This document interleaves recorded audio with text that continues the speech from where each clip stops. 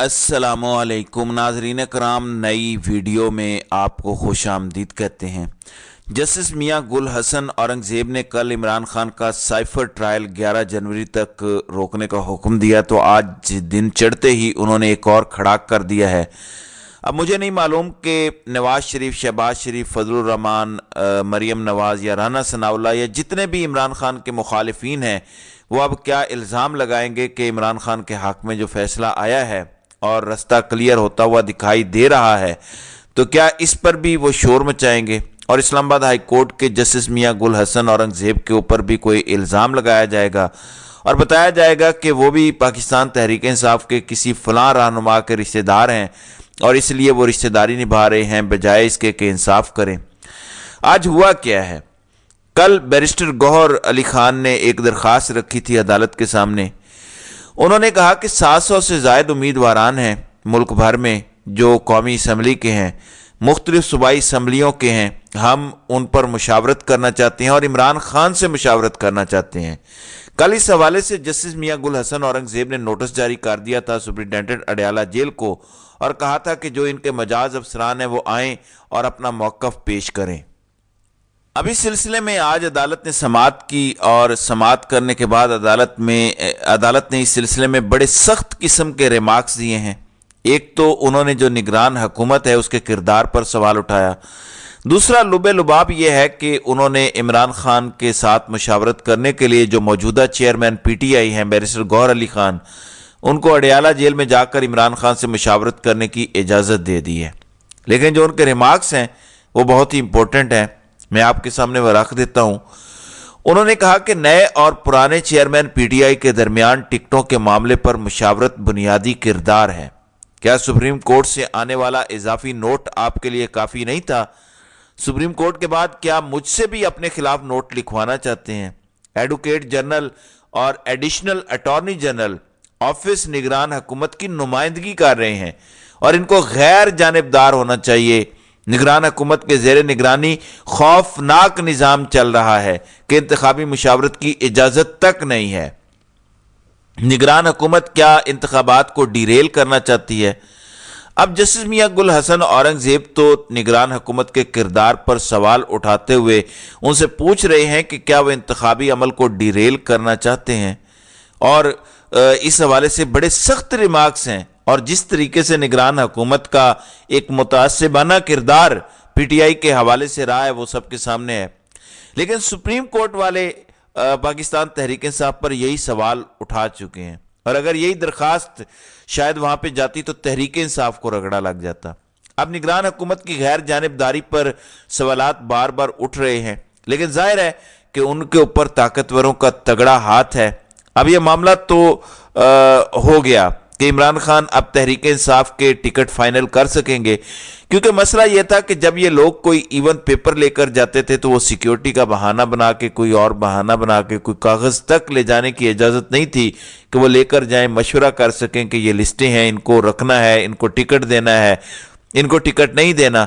अब चूंकि उनको मुशावरत के लिए इस्लामाबाद हाई कोर्ट ने इजाज़त दे दी है, तो अब उम्मीद है कि वो अपनी लिस्टें, अपने उम्मीदवारों के क्रेडेंशियल्स, जो भी उनकी प्रोफाइलिंग है उनकी उम्मीदवारों की, वो लेकर जाएंगे और उसके बाद इमरान खान फाइनल करेंगे और पाकिस्तान तहरीक इंसाफ मुकर्रर वक्त से पहले पहले उनका ऐलान कर देगी कि हमारे ये उम्मीदवारान हैं जो मुख्तलिफ हलकों से इलेक्शंस लड़ना चाहते हैं।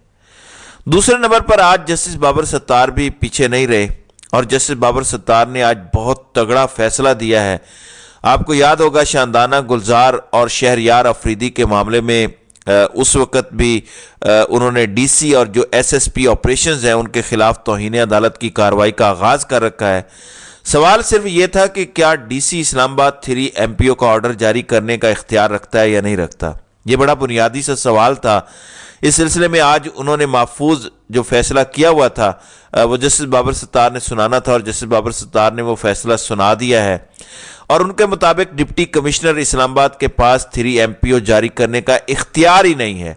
ये एक बहुत बड़ा फैसला है। देखें, जब बहरान आते हैं तो उन बहरानों में कुछ बहुत अच्छे फैसले भी होते हैं, जैसे इन्होंने बेतहाशा MPOs के ऑर्डर्स जारी किए, तो आज ये तय हो गया है कि इस्लामाबाद के DC के पास 3 MPO جاری کرنے کا آرڈر ہی نہیں ہے، اور یہ پاکستان کے اندر ایک باقاعدہ ڈیبیٹ ہے اور لوگوں کی رائے ہے کہ یہ جو 3 MPOs کا قانون ہے یہ کالا قانون ہے، اور یہ اس وقت کی استعماری طاقتوں، سامراجی طاقتوں کا بنایا ہوا قانون تھا، اس کو ختم ہونا چاہیے۔ یہ ڈیبیٹ شروع ہو چکی ہے۔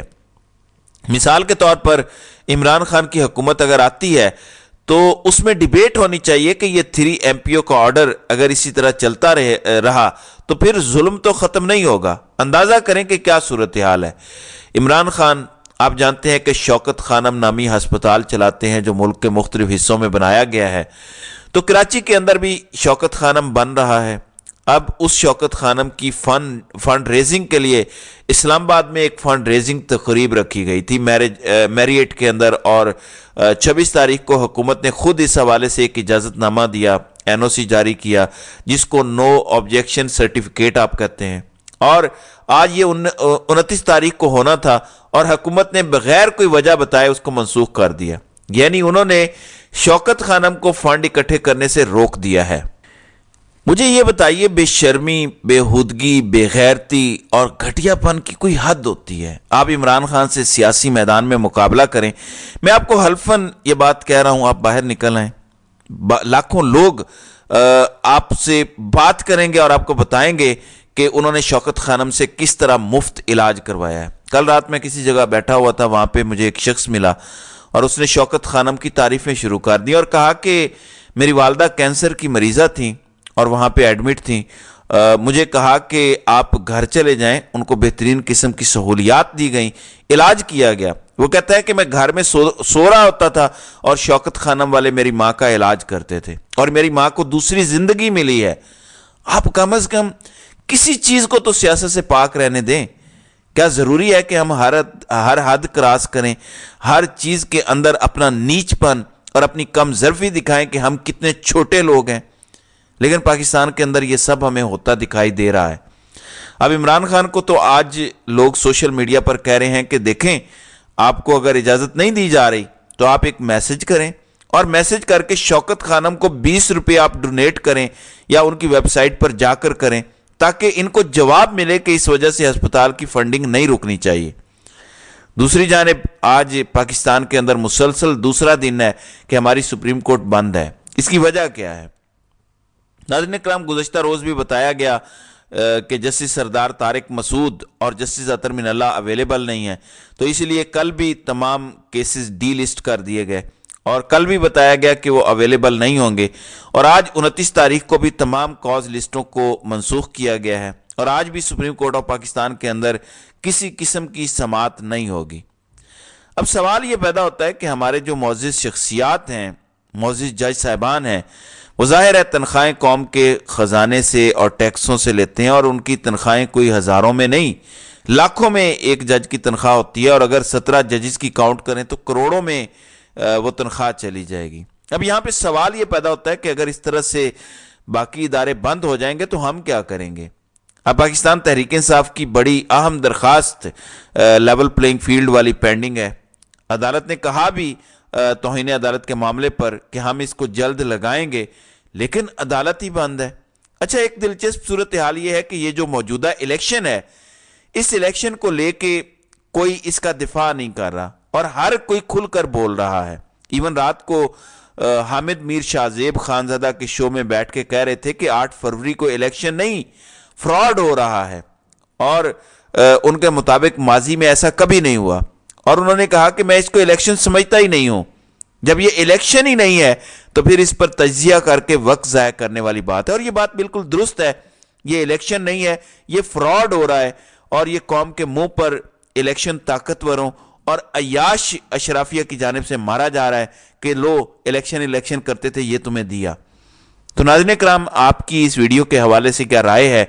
آپ اپنی رائے کا اظہار کامنٹ سیکشن میں ضرور کیجیے گا۔